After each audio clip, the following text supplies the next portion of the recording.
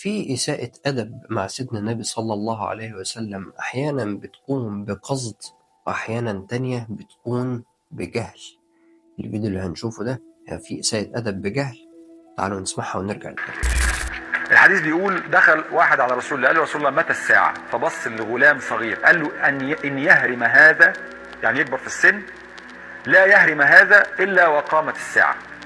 يعني الراجل الولد الصغير ده قبل ما يعجز تكون الساعة قامت. يعني كام مثلا؟ عمر الولد ده كام؟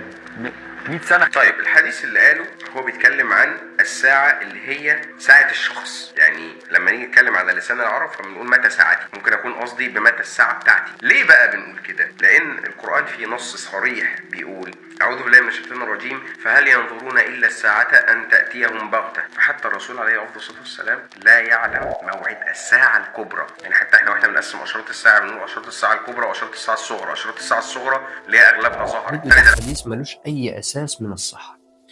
يعني إيه ساعتي وساعتك ولا يهرم هذا حتى تقوم الساعة؟ طبعا الكلام ده لا كلام سيدنا النبي صلى الله عليه وسلم، ولا دي طريقة سيدنا النبي صلى الله عليه وسلم في الكلام. مفيش حاجة اسمها ساعتي وساعتك، ما كل واحد عارف إنه قدامه مش هيعيش أكتر من 100 سنة يعني. ولكن أنا هاجي للرد بتاع الشاب اللي بيقول إن سيدنا النبي ما يعرفش حاجة عن الساعة أو ما يعرفش موعد الساعة. طبعا دي تعتبر إساءة أدب، وأنا أشوفها إن هي بجهل طبعا، إن سيدنا النبي صلى الله عليه وسلم نزل عليه الكتاب بالكامل. إزاي الساعة مش هيكون عارف عنها حاجة؟ النبي عارف كل حاجة عن علم الكتاب، عن علم الحروف، عن علم الأسماء، عن موعد الساعة وعن أشراط الساعة وعن كل حاجة عنها. يسألونك كأنك حفي عنها دي عشان الفارق الزمني بينه وبين الساعة. احنا قلنا إن الساعة قدامها من 2000 ل 3000 سنة، يعني معنى كده إن بين الساعة والنبي حوالي 4000 سنة أو أكتر، ودي فترة زمنية طويلة فيما أنت من ذكراها. أنت ذكرك بالنسبة للساعة في فارق زمني كبير، ولكن ده مش معناه إن النبي ما يعرفش ميعادها. النبي عارف كل حاجة، سيدنا النبي صلى الله عليه وسلم. فما ينفعش أجي أقول عن النبي ما يعرفش أو ما عندوش علم أو من الكلام ده، لأن دي تعتبر إساءة أدب.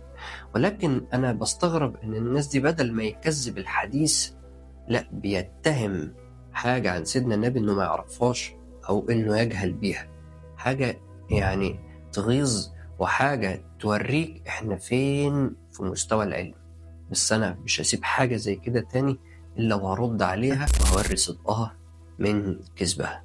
المحتوى اللي زي ده مفروض إن زمنه خلاص يكون انتهى. خلاص كفاية جهل.